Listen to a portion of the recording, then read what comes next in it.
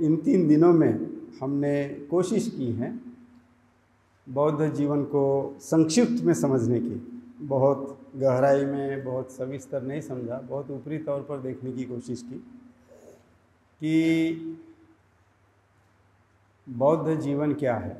उसके तहत हमने देखा बौद्ध कैसे बनते हैं, हम किस तरह से बौद्ध हैं और हम किस तरह से बौद्ध होते हुए भी मिथ्या दृष्टियों में और विपर्यासों में जीते हैं। चीज़ों को उल्टा देखते हुए अपना जीवन हम जी रहे हैं। इस बात को देखने की हमने कोशिश की और कल हमने ये देखा कि यदि हमें सही में बौद्ध जीवन के तहत एक आकर्षण है, सही में बौद्ध जीवन यदि जीना है तो हमें त्यागने की ज़रूरत है, गृह त्याग करने की ज़रूरत है। और गृह को हमने घर करके ज़रूर देखा है, लेकिन घर जो है ये हमारा सुरक्षित ठिकाना है। तो जो सुरक्षितता है उस सुरक्षितता को त्यागने की बात है। और जो सुरक्षित हम महसूस करते हैं वो वास्तव में सुरक्षित तो होता ही नहीं है। ना हमारा घर सुरक्षित है, ना हमारे परिजनों का सहवास सुरक्षित है, ना हमारी धन संपत्ति सुरक्षित रखती है हमें, ना हमारी सत्ता हमें सुरक्षित रखती है। तो ये सारी जो बातें हैं जिनके लिए हम जीते हैं, हम सारा जीवन उसी में व्यतीत करते हैं, ये सारी हमारी सुरक्षितता की बात है। ऐसा उल्टा जानते हुए, समझते हुए, उनको देखते हुए हम उसी में लिप्त होकर जीते हैं। यह कल का मुद्दा था। इसलिए इन बातों को त्यागने की ज़रूरत है। इन बातों में हम लिप्त क्यों होते हैं? क्योंकि हमारे अंदर मोह नाम की कोई ऐसी चीज़ है, कोई ऐसी बात है जिसके तहत लोभ और द्वेष की निर्मिति होती है। प्रमुख तौर पर लोभ की निर्मिति होती है और लोभ के तहत इन सारे बातों को अपने अंदर समेटने की बात होती है। और जो कोई भी लोभ के विरोध में खड़ा हो जाए तो उसके प्रति तीव्रता से द्वेष भावना पैदा होती है। और इस तरह से लोभ और द्वेष में हमेशा उलझकर हम अपने ज़िंदगी को आगे बढ़ाते रहते हैं, अपने जीवन को आगे बढ़ाते रहते हैं। और यह लोभ और द्वेष के पीछे अदृश्य तौर पर जो मोह का भाव होता है वो बहुत ही बलवत्तर होता है। अब हमने कल इस बात को भी देखा कि लोभ और मोह जो है, लोभ और द्वेष जो है, ये हमारा मोह का प्रकटीकरण है। और मोह पर्दे के पीछे है जो मन में गुप्त तौर पर छिपा हुआ रहता है। और यह दो जो बातें हैं वो कार्यरत रहती है।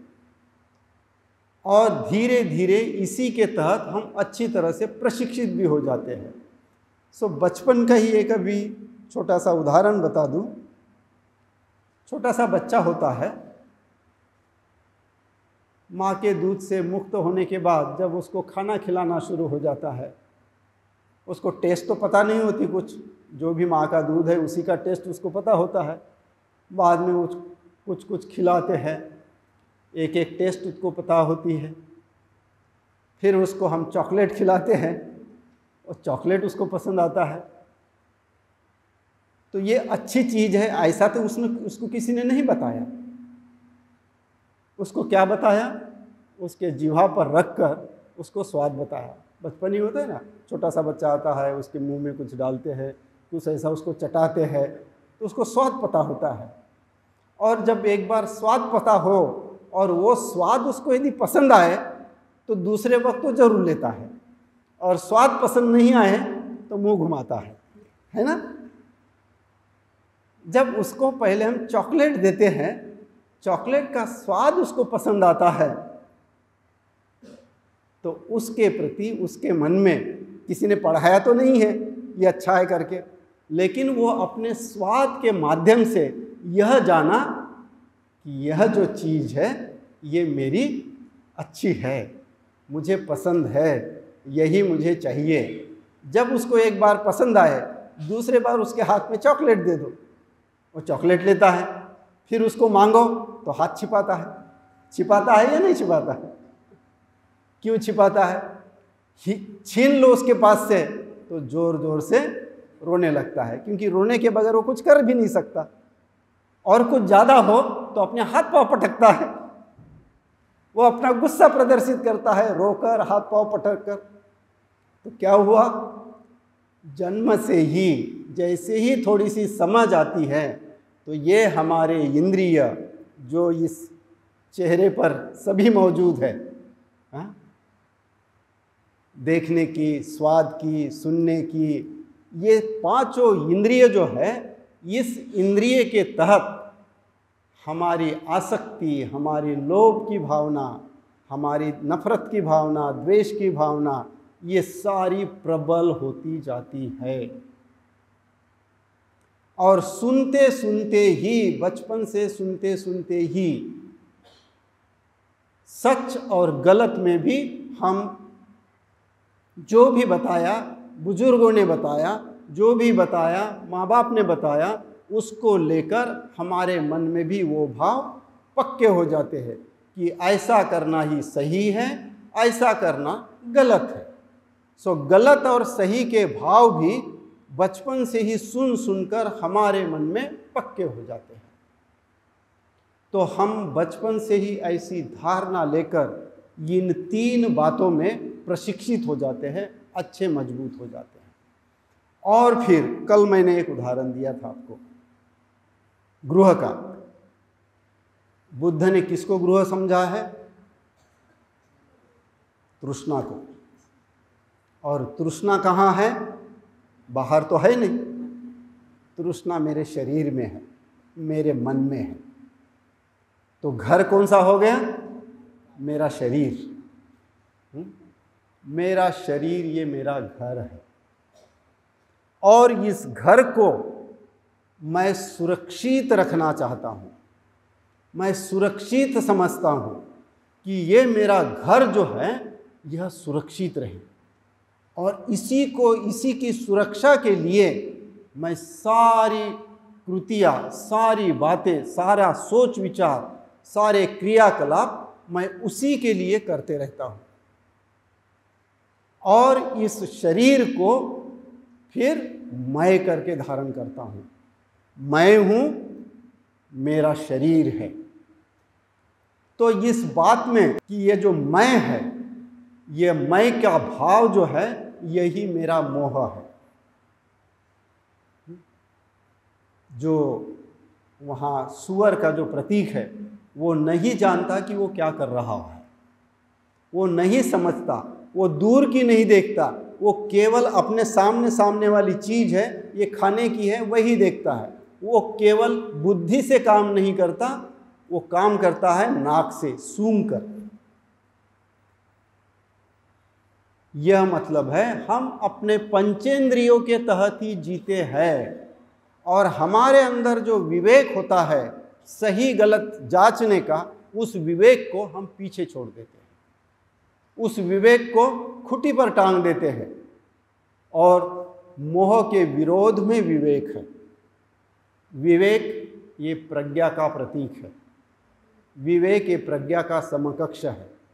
सो यह जो विवेक है, सही क्या है, गलत क्या है,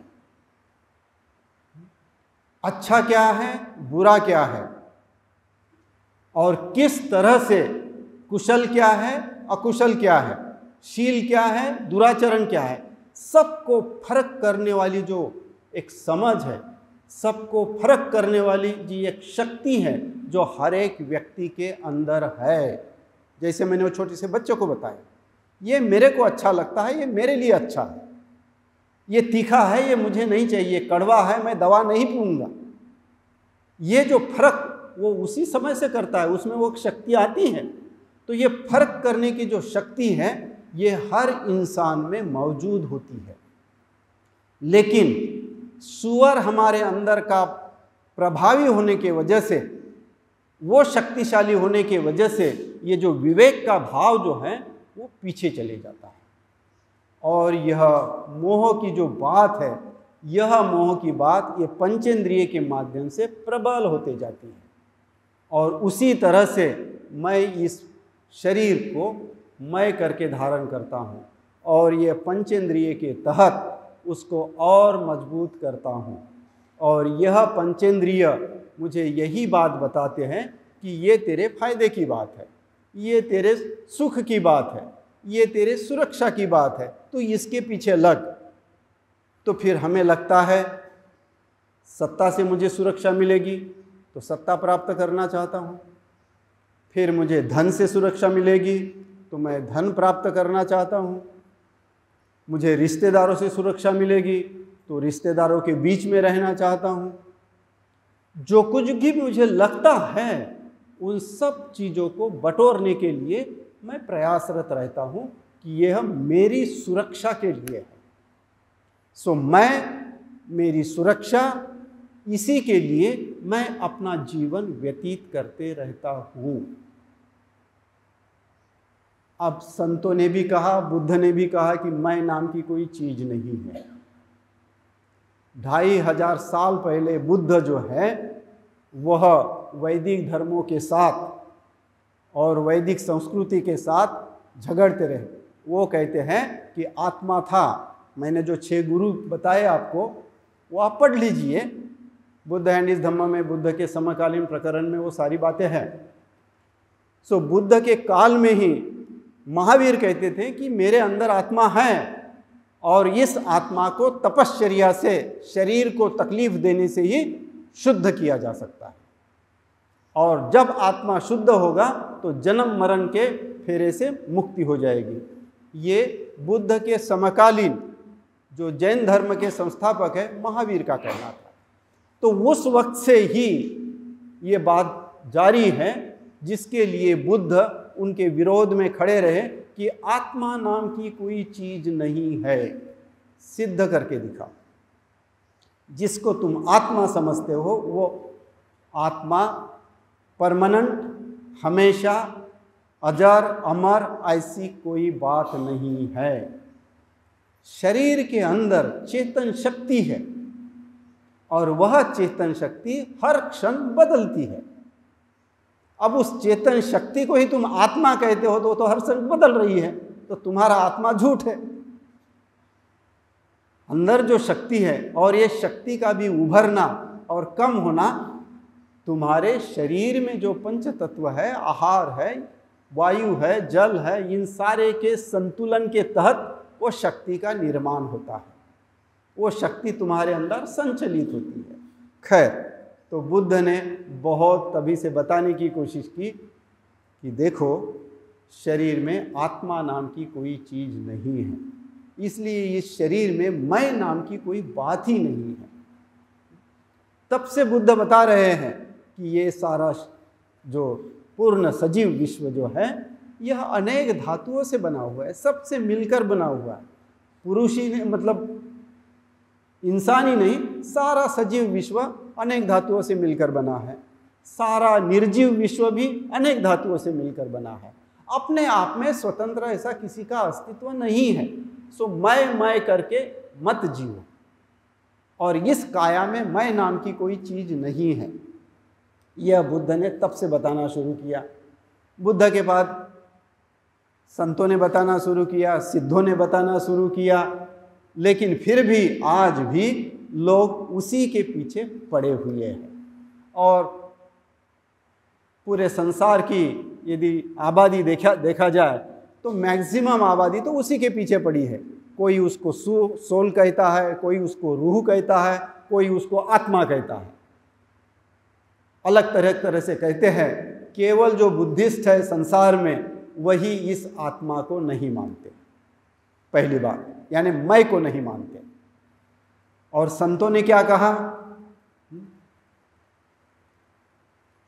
और विशेष तौर पर कबीर जी ने कहा। कबीर ने क्या कहा, काया नहीं है तेरी, मत कर मेरी मेरी। लोग भजन के तौर पर गाते हैं, उसको जीवन में उतारने से भागते हैं।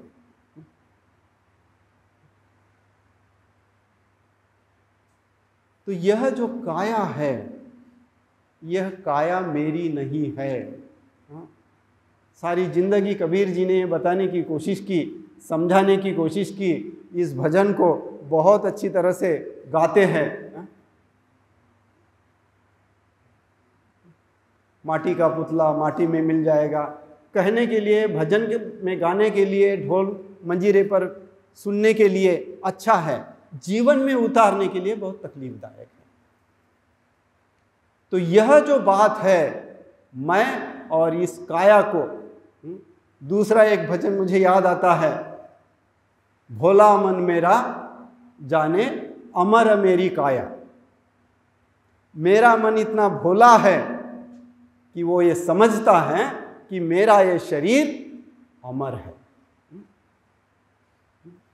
इसको निर्गुण भजन या ऐसा कुछ तो भी, अवधूत भजन ऐसा कुछ तो भी कहते हैं। भोला मन जाने अमर मेरी काया। सो ये मेरा शरीर अमर है। तो इस शरीर में हम सुरक्षितता ढूंढते हैं। तो यह जो शरीर है, इस शरीर की सुरक्षितता फिर हम अपने पंचेंद्रियों के तहत इस शरीर को जो सुखपूर्वक है वो रखने की कोशिश करते हैं, शरीर को सुरक्षित रखने की कोशिश करते हैं। जानकर यदि करते हैं, समझकर यदि करते हैं, विवेक के साथ करते हैं, तो शरीर को सुरक्षित निरोगी रखना यह हमारा परम कर्तव्य है। तो शरीर को सुरक्षित रखना चाहिए, निरोगी रखना चाहिए। लेकिन उस बात को हम भूलकर शरीर को सजाने में सुरक्षा समझते हैं, अपने पंचेंद्रिय के आसक्ति में डूबकर जीवन जीना सुरक्षित समझते हैं, और वही हमारी गलती होती है, हमारा शरीर रोगी हो जाता है। आपने विपर्यास के तौर पर कुछ बातों को पढ़ा है, कुछ बातों को समझा भी है, जानने की भी कोशिश की है। आप सभी समझदार हैं, आपके इर्द गिर्द लोग किस तरह से जीते हैं वो भी देखते हैं। तो यह जो बातें हैं, यह पंचेंद्रिय के तहत, जिसको हम काम लोग कहते हैं, जिसको हम काम छंद कहते हैं, तो इस काम छंद में लिप्त होकर हम अपना जीवन चलाते हैं। सो गृह त्याग करने का मतलब है अपने गृह को निरोगी और सुदृढ़ रखना। ये आपका कर्तव्य है, लेकिन उसके लिए आपका खान पान, आपका रहन सहन, आपका सोच विचार, ये बहुत महत्वपूर्ण है। आप जैसे सोचते हो वैसे ही बनते हो। तो यह एक बात जो है, यह बात ध्यान में रहनी चाहिए कि जो हम सोचते हैं, मन दिखता नहीं है, मन शरीर के अंदर है, क्योंकि इस काया में जो मन है वही तो नचाता है शरीर को, वही तो पंचेंद्रियों को नचाता है। मन के ताल और स्वर पर शरीर का नाचना होता है, और उससे हम अपने शरीर की दुर्गति करते हैं। तो शरीर की दुर्गति नहीं करना है, लेकिन शरीर को अमर नहीं समझना है। इस शरीर का उपयोग जो है, वो शरीर का उपयोग अर्थपूर्ण जीवन के लिए करना है। और अर्थपूर्ण जीवन जीने के लिए ही बाबा साहब ने हमें धर्म दिया है। बाबा साहब ने हमें धर्म के तहत मुड़ा है। कम्युनिस्ट को इसलिए बाबा साहब ने भर्त्सना की, कम्युनिज्म की इसलिए निंदा की कि वो केवल शरीर का ध्यान रखता है, खाओ पियो मौज करो। बाबा साहब ने 15 अक्टूबर 1956 को दीक्षा भूमि पर जो भाषण दिया, उसमें बहुत इसका फर्क दिया। रेड़ा बैल और इंसान, इसमें फर्क है। मनुष्य में और रेड़ा और बैल में फर्क है, पशु और मनुष्य में फर्क है। पशु को खाना मिले सुख से खाता है और सुखपूर्वक सोता है, उसको कोई चिंता नहीं है। लेकिन मनुष्य को सुखपूर्वक खाने के बाद भी सुखपूर्वक नींद नहीं आती है, क्योंकि उसका मन अतृप्त होता है। तो इसलिए मन की देखभाल करना, मन को सुरक्षित रखना, मन को संजोए रखना, मन को विकसित करना, मन को इस अकुशल मोह, लोभ और द्वेष से हटाकर उसको दूसरे मार्ग पर लेके जाना, ये इसके लिए जीवन का उपयोग करना है, जो अर्थपूर्ण जीवन बनाए। अर्थपूर्ण जीवन के लिए ही बुद्ध ने कहा है कि हमारा जीवन जब सब पर निर्भर है तो हम सभी के प्रति कृतज्ञता के साथ जीवन क्यों न जिए। जिस किसी ने भी हमारे लिए थोड़ा सा भी किया हो, उसके प्रति हम कृतज्ञता का भाव क्यों न पैदा करें। और जब हमारे अंदर कृतज्ञता का भाव होगा तो हम किसी को हानि नहीं पहुंचाएंगे। तो यह मनुष्य जीवन हो गया। लेकिन हम आए दिन क्या देखते हैं, बाबा साहब ने जो धर्म दिया, ये उस धर्म देने के पीछे के जो मैंने कारण बताए उसको हमेशा याद कीजिए। इंसानियत से जीने के लिए धर्म दिया, माणुसकीसाठी धर्म आहे, माणुसकीने जगण्यासाठी धर्म आहे, संसार सुखाचा करण्यासाठी धर्म आहे, स्वातंत्र्य आणि समतेच्यासाठी धर्म आहे। या चार गोष्टी लक्षात ठेवून, इन चार बातों को हम अपने ध्यान में रखते हुए यदि हम अपना जीवन जीते हैं तो हमारे इस शरीर का हम अर्थपूर्ण जीवन के लिए उपयोग करते हैं, अन्यथा तो जीवन की बर्बादी है। हम अपने जीवन को केवल पैसा मिलाने की मशीन के तौर पर उपयोग करते हैं, केवल सत्ता के उपयोग से दूसरों को हानि पहुंचाने के लिए, दूसरों पर रोब जमाने के लिए यदि हम ये काम करते हैं तो हमारा जीवन पूरी तरह से निरर्थक है,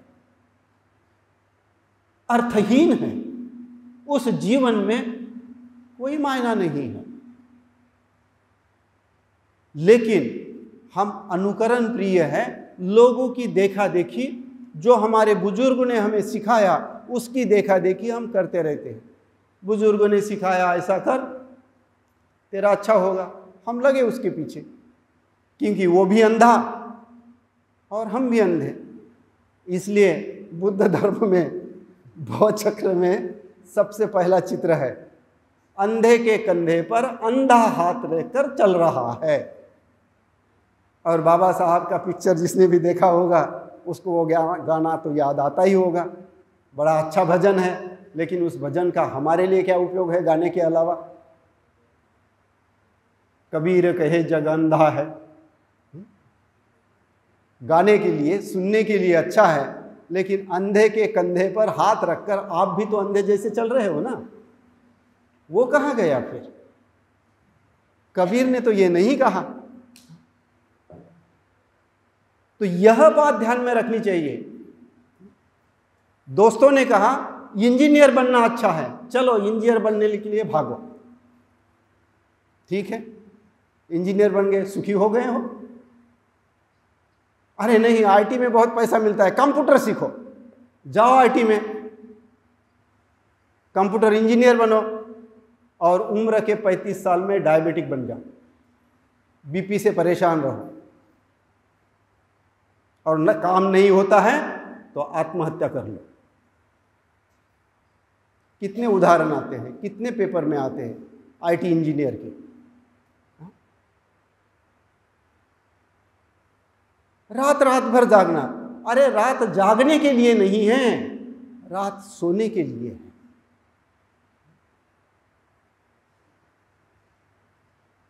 फिर रात भर जागे तो दिन भर सोओ। पैसा मिलाने के लिए 20 घंटा काम मत करो। पैसा मिलाकर काहे के लिए पैसा मिला रहे हो? शरीर को सुरक्षित रखने के लिए। और शरीर यदि 35 साल में आपका रोगी बन जाए तो पैसे का क्या करोगे? जितना भी पैसा मिलेगा उससे आपका शरीर फिर से निरोगी नहीं होगा। लेकिन हम उसी के पीछे पड़े हैं, पैसे के पीछे ही। तो पैसा और संपत्ति, इसी को लेकर हम समझते हैं कि हमारी प्रगति हो गई।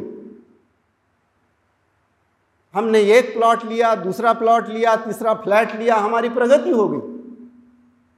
हमारा प्रमोशन हो गया, हमारी प्रगति हो गई। हम ऑफिसर हो गए, हमारी प्रगति हो गई। नहीं, ये प्रगति नहीं है। ये आपके खान पान के, सुविधा के, रहन सहन के साधन मात्र है। कल आपने सुना या नहीं सुना, या आपका मन था या नहीं था, वो बाद में देखिए। बाबा साहब का बुद्ध एंड इस धम्म जाकर पढ़िए, और वहाँ सिद्धार्थ ने राजा बिंबिसार को दिया हुआ उत्तर पढ़िए। बिंबिसार के सवाल पढ़िए और बिंबिसार को दिए हुए उत्तर पढ़िए। अब शिविर के बाद घर में जाएंगे, शांति से एक दिन ऐसा ही निकालिए, घर के लोगों को बोलिए कि मेरे को बिल्कुल डिस्टर्ब मत करो, मुझे ये 10 पन्ने पढ़ने हैं। जो बिंबिसार ने पूछे हुए प्रश्न है सिद्धार्थ को गृह त्याग के बाद, और सिद्धार्थ ने दिए हुए उत्तर है। कल हमने सिद्धार्थ ने दिए हुए उत्तर पढ़ा। क्या पढ़ा हमने, क्या सुना? पूरा पृथ्वी का सम्राट होता है, लेकिन रहता तो एक ही नगरी में है, सोता तो एक ही महल में है, और उसके लिए भी एक ही बिछाने की ज़रूरत है जो 6.5 फुट की है। खाने के लिए 2 रोटी ही चाहिए और 2 जोड़ी कपड़ा ही चाहिए। तो ये सारा पृथ्वी का साम्राज्य किसके लिए है? दूसरों पर रौब जमाने के लिए, दूसरों पर अपना अधिकार जमाने के लिए, दूसरों पर सत्ता दिखाने के लिए कि मैं तुमसे बड़ा हूं। तो ये जो मैं है और मैं के अंदर अहंकार है, यह अहंकार आपको परेशान करता है। और इस अहंकार को हम इतना अच्छा पालते हैं, इतनी अच्छी उसकी देखभाल करते हैं कि उसको थोड़ा सा भी धक्का हो जाए तो हम आग बबूला हो जाते हैं, हम गुस्सा हो जाते हैं, हम कुछ भी करने के लिए तैयार हो जाते हैं। तो हमारा मैं और मैं को लेकर जो अहं का भाव है, मैं हूँ, मेरे को ऐसा कहा, मेरा ऐसा किया, मेरा वैसा किया, मेरा नहीं सुना, मेरा कोई नहीं है, ये सारी बातों को लेकर, इस अहम भाव को लेकर और इस मैं को लेकर इंसान इतना परेशान और इतना दुखी होता है कि जिसका हद नहीं। जो है ही नहीं उसी के लिए हम दुखी हैं। तो यह जो मैं और अहंकार की भाव है, इस मैं और अहंकार के भाव को तोड़ने के लिए सिद्धार्थ ने सबसे पहले जो काम किया वो गृह त्याग किया। मैं कोई नहीं हूँ, ठीक है, घोड़े पर चढ़कर चला गया। गृह त्याग करने के पश्चात सिद्धार्थ जब अनोमा नदी के तीर पर पहुंचा तो उसने कहा कि यहाँ से सरहद अभी ख़त्म हो गई है शाक्य क्षेत्र की, छन्ना, हाँ, अब तू ये कंथक को लेकर वापस लौट जा और मैं अब यहाँ से जाता हूँ। अपने बाल काट लिए तलवार से, जो भी उसके पास था, छोटे छोटे बाल, जो भी बड़े राजभूषण थे, जितने थे उतने वापस लौटा दिए। उसके पश्चात उनको एक भिखारी दिखा, तो उस भिखारी के साथ उसने अपना भेष बदला। वो भिखारी को अपने वस्त्र दे दिए और भिखारी को कहा कि तुम्हारे वस्त्र मुझे दे दो। भिखारी बड़ा खुश, उसको अच्छे वस्त्र मिले, उसको कुछ पैसे जो भी थे, उसके पास अंगूठी होते जो भी होगा छोटा मोटा वो भी मिल गया, और भिखारी का वेश उसने धारण किया। और फिर तो क्या छोड़ा उसने? घर, परिवार, राज्य और अपना राजपुत्र का होना भी। और क्या बना? भिखारी। देखा कि इसमें तो भी मुझे सुख मिलेगा क्या, क्योंकि वो राजपुत्र होते हुए सुख अनुभव नहीं कर रहा था। तो उसको लगा कि इसमें तो भी सुख है क्या। फिर तपश्चर्या की सुख ढूंढने के लिए, हम सभी जानते हैं पाली ग्रंथों में और जो भी इतिहास है जो भी पढ़ते हैं, सब कुछ देखने के बाद भी, इतनी तपश्चर्या करने के बाद भी 5 साल तक तपश्चर्या की, कुछ हासिल नहीं हुआ। और अंत में जब वो ध्यान लगाकर बैठे, तब उनके ध्यान में आया कि नहीं, ये सब कुछ तो मन में है, मन के बाहर तो कुछ भी नहीं है। जो 5 साल, और जब उसने ये तपश्चर्या की और उसकी सेवा करने वाले जो 5 परिव्राजक थे, और वो इस आशा से थे कि इसको ज्ञान मिलेगा तो हमको लाभ होगा, इसलिए उस लोभ के कारण वो उसके साथ बैठे हुए थे, उसकी सेवा करते थे। जब उसने सुजाता की खीर खाई तो उनको लगा कि तो इसने तो तपश्चर्या भ्रष्ट कर दी, अब इसको ज्ञान लाभ नहीं हुआ तो हमारा क्या फ़ायदा, हम क्यों इसकी सेवा करें, हम क्यों इसके पास रहे, तो छोड़कर चले गए। बुद्ध ने कहा ठीक है, तुम्हारी इच्छा, जो मुझे लगता है मैं करूँगा। उसके पश्चात उन्होंने तपश्चर्या की, फिर तपश्चर्या की, फिर देखा कोई फायदा नहीं है तपश्चर्या से, खूब चिंतन से देखा कि तपश्चर्या से कोई फायदा नहीं। अब मैं थोड़ा सा, उनको ध्यान आया कि जो उनको आलार कालाम ने पढ़ाया था, उस आलार कालाम ने जो ध्यान साधना पढ़ाई थी, उन ध्यान साधना के तहत एक मन को एकाग्र होकर चिंतन करूं कि मेरे तपश्चर्या का क्या फल है, मेरे गृहत्याग का क्या फल है, मेरे जीवन का क्या फल है, मेरे दुख के ऊपर कौन सा उपाय है क्या, जो कुछ भी है, आत्मा है क्या, नहीं है क्या, इन सारी बातों पर उन्होंने लगभग फिर चिंतन करना शुरू किया। खाना खाना, शांति से बैठना, एकाग्र चित्त से चिंतन करना, और उस चिंतन के बाद ही उनको पता चला कि संसार मैं नाम की कोई चीज नहीं है। और फिर उन्होंने कहा मैं नाम की कोई चीज नहीं है, और मैं को लेकर जो ये जीवन या संसार जो भाग रहा है, वो उसी के पीछे भाग रहा है।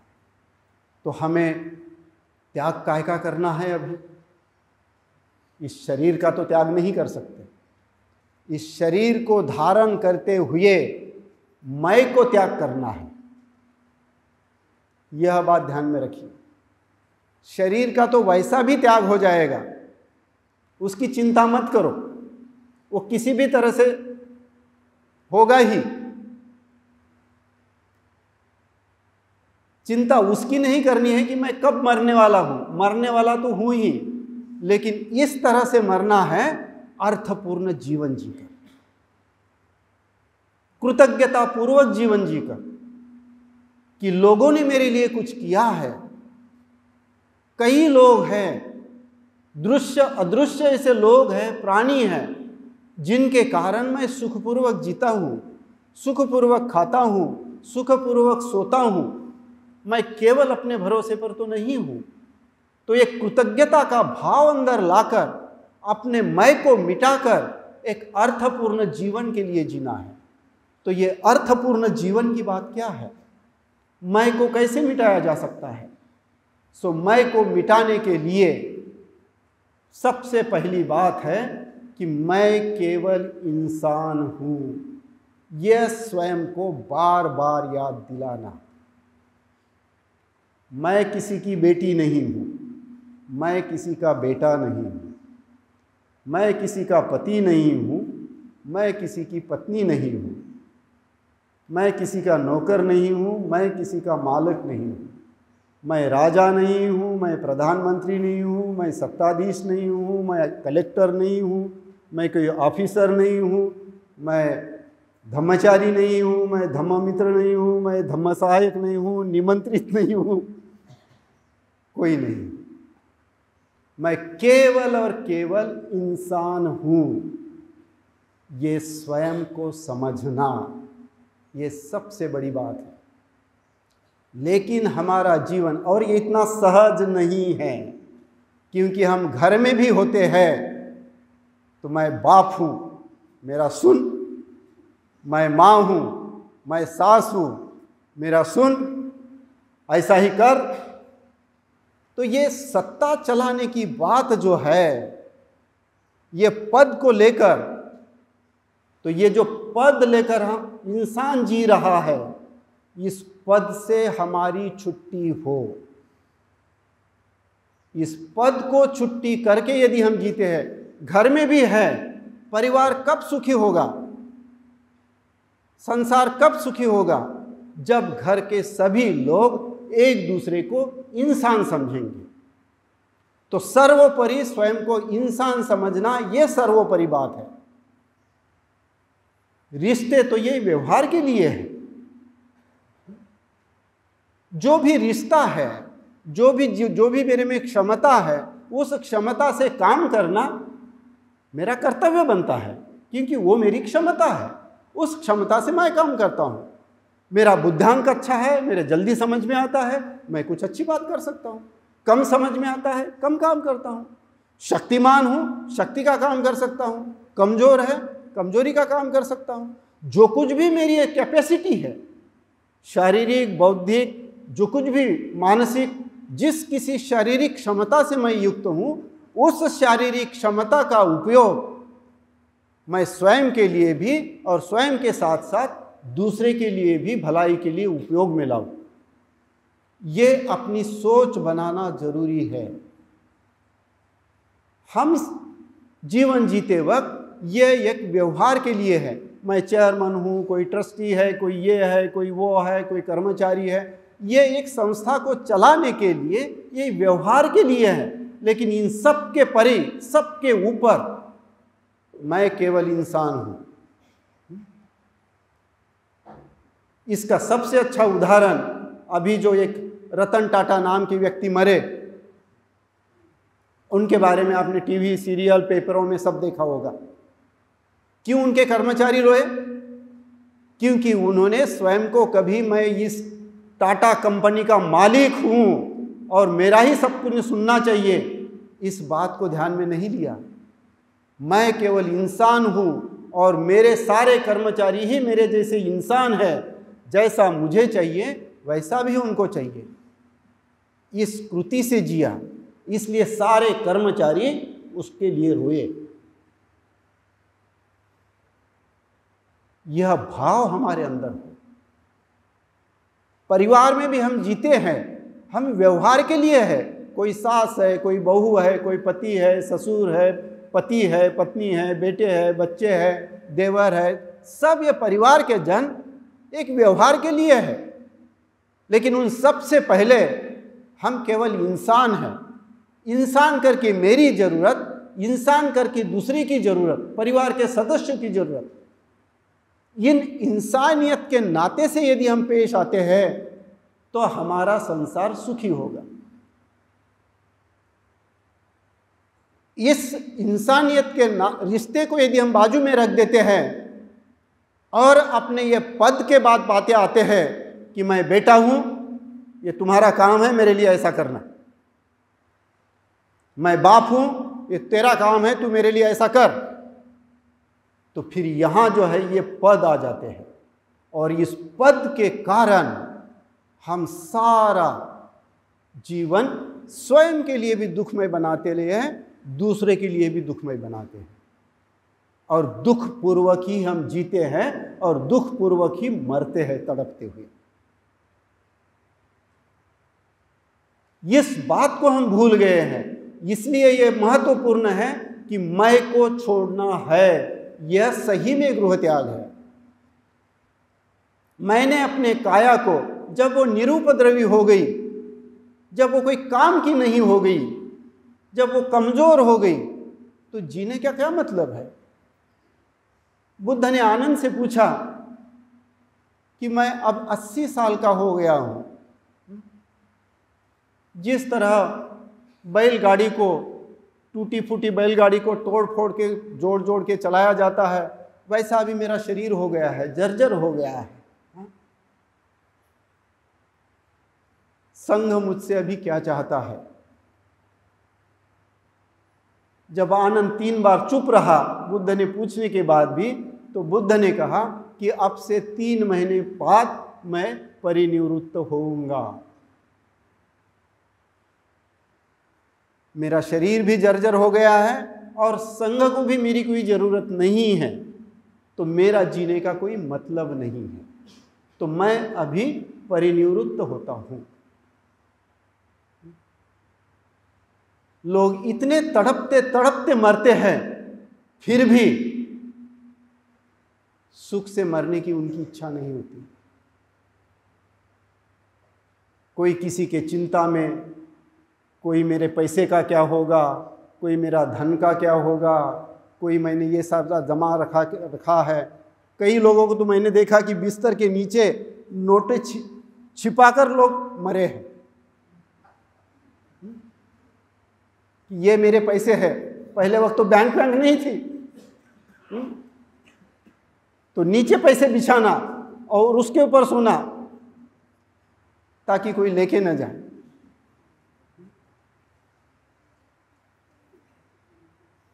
चलना नहीं होता, घर के सारे लोग सेवा में रहते हैं, फिर भी वो जीना चाहता है। किसके लिए? अच्छे भी बनोगे तो तुम स्वयं के भरोसे पर कुछ नहीं करोगे। क्यों जीना चाहते हो? दूसरों पर बोझ बनकर क्यों जीना चाहते हो?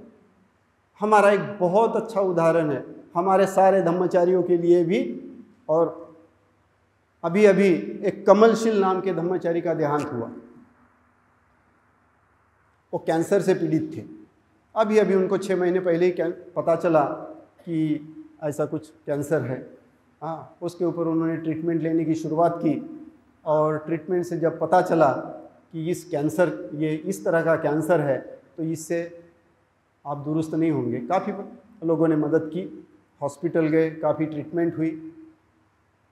जब उनके ध्यान में आया कि इससे अभी मुक्ति नहीं है, उन्होंने डॉक्टरों को बताया मुझे ट्रीटमेंट की ज़रूरत नहीं है।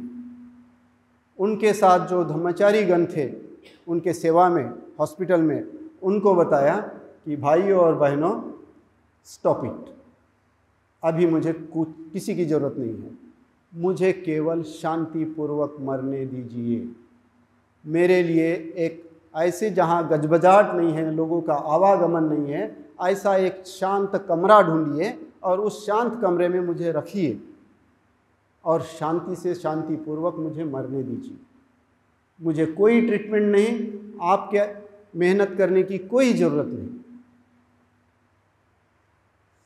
मैं हाथ जोड़कर आपको विनती करता हूं कि मेरे लिए आप ये कीजिए। और उनके लिए उन्होंने ऐसा सेपरेट कमरा लिया, उस सेपरेट कमरे में 3 दिन रहे और तीसरे दिन उनका शांति से पूर्वक देहांत रहा। एक धम्मचारी सातत्य से उनके पास आना जाना, पूछताछ करना, बात करना इसके लिए था, और शांतिपूर्वक मरे। क्लासिक उदाहरण है।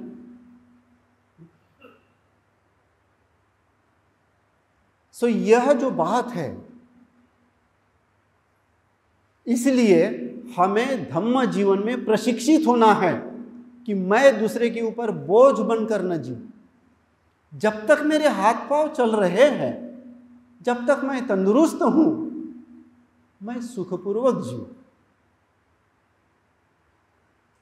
तो यह अपना गृह त्याग की तैयारी है कि जब मेरा गृह त्याग होगा तो वो इस तरह से मैं त्याग कर सकूं। लेकिन ये वक्त की बात नहीं होती है, इसके लिए काफ़ी पूर्व तैयारी करने की ज़रूरत होती है। एक दिन में मानसिकता नहीं बदलती, इसलिए ये जो पद है, ये पद एक दिन में नहीं छूटते। अपने को स्वयं को प्रशिक्षित करना होता है, और ये प्रशिक्षण की प्रक्रिया ही जो है यही बुद्ध की शिक्षा है कि जो हमें ये पंचेंद्रिय है, इस पंचेंद्रिय के तहत हम काम छंद में लिप्त होकर हम ये पद, प्रतिष्ठा, मान, सम्मान, अरे उसने मेरे पाँव नहीं छुए, उसने मेरा आभार नहीं माना, उसने मेरा नाम नहीं लिया, उसने मुझे पूछा ही नहीं, चिल्लाते रहो। तकलीफ किसको होती है? जिसने पूछा या नहीं पूछा वो तो चला गया, लेकिन तकलीफ को में कौन आया, परेशान कौन हो रहा है? तो इन सारी बातों को धम्मपद जो ग्रंथ है, उस धम्मपद ग्रंथ की शुरुआत में ही जो पहला यमक वग्ग है उसमें ही लिखा है, जिसने मुझे मारा, जिसने मुझे गाली दी, जिसने मुझे ऐसा किया, जिसने मेरा वैसा किया, ऐसा जो सोचता है और ऐसे ही जो सोचते रहता है उसका बैर कभी शांत नहीं होता। ये वैरत्व की बात नहीं है, इसलिए इसका ये दूसरा भी मुद्दा नहीं है कि कोई तुम्हारा बैरी है तो उसके जाकर गले लगो, ऐसा भी मुद्दा नहीं है। जागरूक रहो कि हाँ, इसके मन में मेरे प्रति ये भाव है, लेकिन मेरे मन में उसके प्रति मैत्री का भाव है। जो आपने मैत्री सीखी है उस मैत्री को, और विशेष तौर पर चौथे पायरी के मैत्री को ज़्यादा महत्व दो। जो भी हमारा शत्रुत्व होता है वो हमारे केवल कल्पनाओं का, हमारे केवल मान्यताओं का, हमारे केवल विचारों का परिणाम है। मैं बौद्ध हूँ और वो जय श्री राम वाला है तो वो मेरा दुश्मन है। क्यों? क्योंकि मैं बौद्धावलंबी हूँ और वो उस मत का है। मत का डिफरेंस है, उसने तो मेरा कुछ नहीं किया ना। अब यहाँ बैठे हुए लोगों में से कौन से ब्राह्मण ने आपका आकर नुकसान किया है? किसके संपर्क में आया कि जिस ब्राह्मण ने आपका नुकसान किया है? लेकिन ब्राह्मण शब्द उच्चारते ही आपका माथा ठनक जाता है। क्यों ठनक जाता है? आपका केवल विचार, आपकी केवल सोच, आपका केवल मत कि ये लोग ऐसे हैं।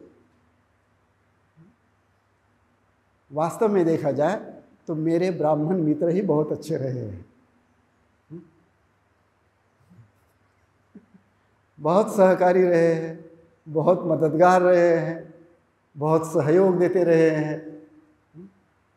मेरा बिल्कुल अलग अनुभव है ब्राह्मणों के साथ का। जैसे बाबा साहब को कुछ ब्राह्मणों का बहुत अलग अनुभव है। चिटनीस हो गया, टिपनीस हो गया, सहस्त्र बुद्धे हो गया, चित्रे हो गया। ये बाबा साहब के एकनिष्ठ सहकारी रहे हैं। तो द्वेष जो है ये केवल विचारों से, अब कल की ही बात है, सास बहू की बातें होती हैं, मेरी बहू ऐसी है, मेरी बहू वैसी है। आए दिन से वो वैसी थी क्या? जिस दिन वो आपके घर में आई उसी दिन वैसी हुई? आपने तो बड़ी खुशी खुशी लाया है, बेटे के खुशी के लिए लाया है, आपने स्वयं के खुशी के लिए भी लाया है कि हाँ। तो फिर शुरुआत कहाँ से होती है? छोटी सी बात है कि आप सांस करके उस पर रौब जमाना चाहती है और बहू आपका रौब सुनना नहीं चाहती। बस शुरू हो गई। जिस तरह से आप अपने बेटी के साथ व्यवहार कर रही है उसी तरह से आप बहू के साथ व्यवहार कर रही है क्या? बहू और बेटी में जब आप फर्क करोगी तो फर्क तो होगा ही। सो आए दिन से ही मुझे ये जन्म दिए बगैर बेटी मिल गई, इस समझदारी से यदि आपका व्यवहार शुरू हो जाता है तो मुझे नहीं लगता कि आप में कोई तू में और झगड़े की बात हो जाएगी। लेकिन ऐसा होता नहीं है। हमारा जो मन है, हमारा जो स्वभाव है, हम उस तरह से ढूंढते हैं, उस तरह से देखते हैं, उस तरह से सोचते हैं। तो ये यही की बात नहीं है, हर जगह ऐसा ही होता है। वो केवल एक रिश्ते की बात नहीं है, हर रिश्ते की यही बात है। तो सबसे पहले यह सोचना है कि मैं इंसान हूं और इंसान करके हर इंसान अपने सोच में, अपने कल्पना में, अपने विचारों में, अपने मतों में अलग है। मेरा बेटा भी मेरे जैसे विचार नहीं रखता, मेरी बेटी भी मेरे जैसा विचार नहीं रखती, मैं अन्यों की क्या बात करूं? जिनको जन्म से पाल पोस कर बड़ा किया है 16, 17, 18 साल तक, वो भी अपने अलग विचारों से रखते हैं। मैं दूसरों से क्यों अपेक्षा करूं कि वो मेरे जैसे विचार हो और मेरा जैसे ही माने? तो इस सोच के साथ यदि हम अपना जीवन चलाते हैं तो फिर हम सही माने में गृहत्यागी बनते हैं, इंडिविजुअल बनते हैं, व्यक्ति बनते हैं। मेरी जो बात है, मुझे जो अच्छा लगता है मैं आपको बताऊं, मानो या न मानो आपकी बात है। बुद्ध ने सारे 45 साल यही काम किया। मैं बता रहा हूं, आप अपने इंसान करके अनुभव पर जांचो, देखो। यदि अनुभव के आधार पर आपको उचित लगता है तो कोशिश करो प्रयोग करने की, यदि नहीं लगता है तो छोड़ दो। बुद्ध ने किसी पर भी किसी भी तरह की कोई जबरदस्ती नहीं की है, जबरदस्ती से किसी को कुछ देने की कोशिश नहीं की है। हमारा स्वभाव दूसरे पर जबरदस्ती का होता है, क्योंकि जबरदस्ती करने का भाव इसलिए पैदा होता है कि मैं कुछ हूं, मैं हूं और मुझे कोई सुनता नहीं है तो मेरे अस्तित्व को नकारता है। यह भाव अंतर्मन में प्रभावी होता है। मेरा नहीं सुन रहा है, मेरे अस्तित्व को नकार रहा है, तो मेरा अस्तित्व ही खत्म कर रहा है। इसके वजह से इंसान बहुत आक्रामक बन जाता है। तो अपने अस्तित्व को संजोए रखने के लिए, मैं को संजोए रखने के लिए, अपने अहंभाव को संजोए रखने के लिए हम इन पंचेंद्रियों के तहत और मन नाम के 6 इंद्रियों के तहत सारे काम छंद और सारे बुराइयों में फंसे हुए हैं। जिस क्षण हमारे समझ में ये आएगा कि नहीं, यह जो है यह अधर्म है और बुद्ध ने जो सिखाया है यह धर्म है, इंसान रहो, इंसानियत से जियो, इंसानियत का व्यवहार करो, यह यदि हम करने लगते हैं तो फिर हमारा ये काम छंद धर्म छंद में आसानी से बदल सकता है। जब तक ये नहीं होगा तब तक हमारा काम छंद से हम धर्म छंद में नहीं बदलेंगे, और जब तक हम धर्म छंद में नहीं बदलेंगे तब तक इस दुख चक्र में हम घूमते रहेंगे। तो यह जरूरी है, गृहत्यागी बनना मतलब अपने स्वयं को मिटाना। जब तक हम अपने स्वयं को मिटाने की कोशिश नहीं कर सकते तब तक हम बुद्ध धम्म का आचरण नहीं कर सकते, तब तक हम अपने आप को जीने के लिए नहीं कर सकते। और स्वयं को मिटाने की शुरुआत कहाँ से करनी है? पंचशील के पालन से। पंचशील में पहली 2 बातें हैं, क्यों उल्टी हुई पता नहीं, लेकिन उसका कारण है। तो पहली बात है, मेरा किसी से वैर नहीं है तो मैं किसी को हानि नहीं पहुंचाऊंगा। किसी को भी हानि न पहुंचाने के लिए है पानाति पाता वेरमणि, मैं किसी को हानि नहीं पहुंचाऊंगा, किसी को नुकसान नहीं पहुंचाऊंगा। और दूसरा है, मैं चोरी नहीं करूंगा, तो मैं हमेशा दान दूंगा। सो दान और नुकसान न पहुंचाना, यह 2 बातों के अधीन रहकर यदि हम अपना जीवन आगे बढ़ाने की कोशिश करते हैं धीरे धीरे, तो हम गृह त्याग के करने के लिए एक कदम आगे बढ़ाते हैं। क्योंकि इंसान का स्वभाव होता है बटोरने का, दान का स्वभाव है देते रहने का, दान का स्वभाव है दूसरों को मदद करने का। यह दान का स्वभाव परिवार में भी होता है। दान करने का मतलब, ये करने का मतलब इंसान ने स्वयं को सेवक समझना चाहिए। वो कौन सा भी काम करे, वो कौन सा भी काम करे, वो काम कर रहा है, वो सेवा कर रहा है, वो दूसरों की सेवा कर रहा है। तो सेवा भाव से हर काम करें। किसी अपेक्षा से कोई काम करते हो तो लोभ बीच में आ जाता है। दान देते हो तो लोभ की भावना बीच में आकर मत रखो। दान दिया, दे दिया, जिसके लिए काम में आया उसके काम में आया। नहीं, मेरा नाम लेना चाहिए, मेरा नाम बोर्ड पर होना चाहिए, मेरे नाम का विहार होना चाहिए, तो फिर आप लोभ में फंसे हो। सो दान या कोई भी काम केवल निस्वार्थ भाव से सेवा करने का है। तो यह निस्वार्थी भाव बौद्ध धर्म का अंगभूत है। मैं ही नहीं हूं तो मेरा स्वार्थ कहाँ आएगा। सो जो कुछ भी करना है वो निस्वार्थी भाव से करो। सो निस्वार्थी भाव से कार्यरत रहना, ये गृह त्याग की कल्पना है।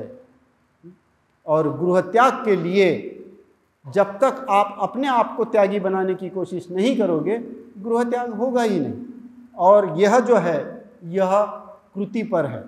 कल तक हमने साइकोलॉजी पर देखा, अभी कुछ देर तक मैं साइकोलॉजी पर ही बात कर रहा था, लेकिन कृति पर उतरना चाहिए। और कृति पर उतरने के लिए कम से कम पंचशील के आचरण से शुरुआत होनी चाहिए।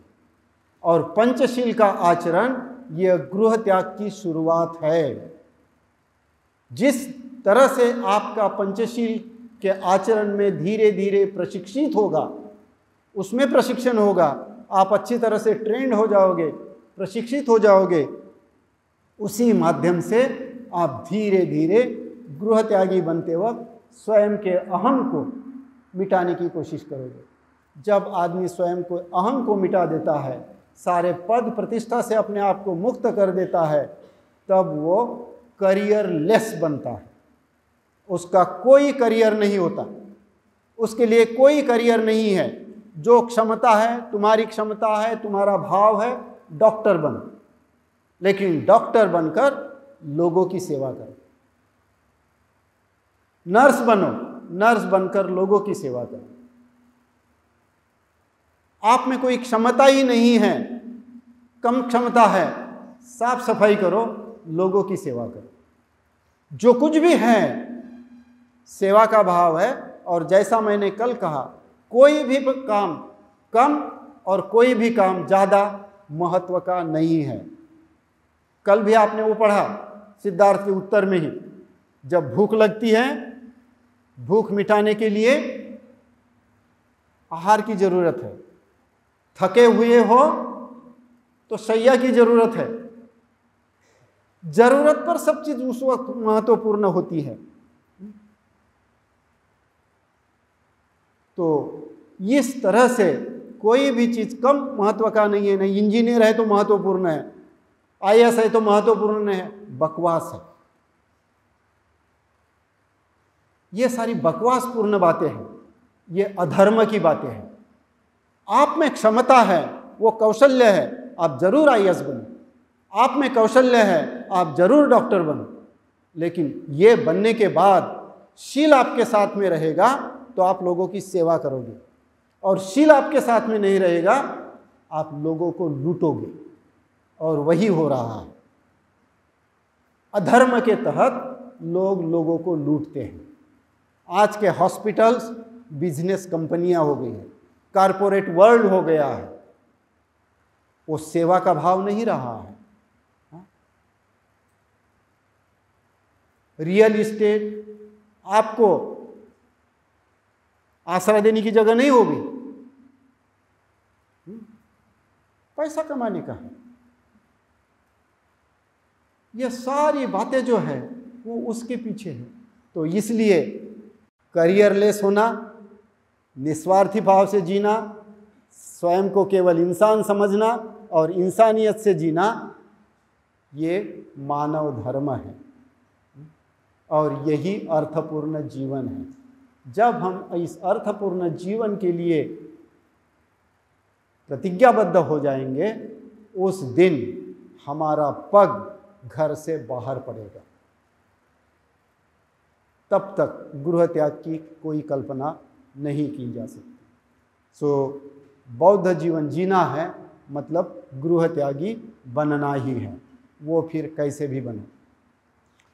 एक अभी जस्ट मुझे याद आया, इसलिए मैं फिर से आपको सावध करना चाहता हूँ या बताना चाहता हूँ, जिसने गृह त्याग किया वो बुद्धिस्ट नहीं होता, जिसने पीले कपड़े पहने वो बुद्धिस्ट नहीं होता।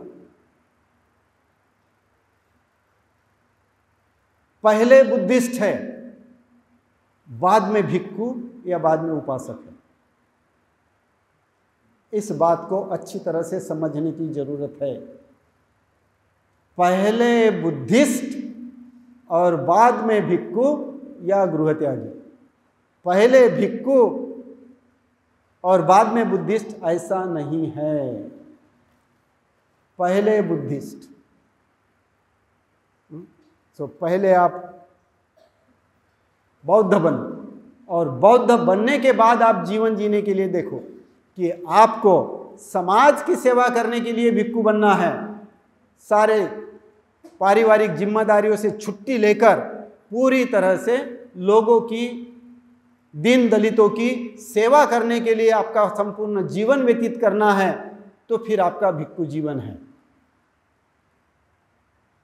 और आपको घर में रहकर गृहस्थी जीवन जीना है, तो ये आपका गृहस्थी जीवन है, लेकिन फिर भी आप बौद्ध है, फिर भी आप इंसान बन के घर में रहते हुए भी अच्छी तरह से जीवन जी सकते हैं। सो बुद्धिस्ट बनना ये महत्वपूर्ण है, इंसान बनना ये महत्वपूर्ण है। और इसलिए बुद्धिस्ट बनने के लिए गृह त्यागी होना ये जरूरी है। फिर वो गृह त्याग प्रैक्टिकली लोगों के सेवा के लिए आप इस तरह से तुरंत तैयार हो जाए, या कालांतर से अपने मन को तैयार करते हुए गृहस्थी जीवन जीते हुए भी आप लोगों की सेवा करें, वो आपके ऊपर निर्भर है। लेकिन बुद्धिस्ट होना ये सर्वप्रथम महत्वपूर्ण बात है। सो बुद्धिस्ट हो, बौद्ध जीवन हो, और बौद्ध जीवन जीने की यदि आप में कामना हो तो गृह त्याग के लिए तैयारी भी हो। सो बहुत बहुत धन्यवाद, 4 दिन आपने मेरे को बर्दाश्त किया। Thank you very much.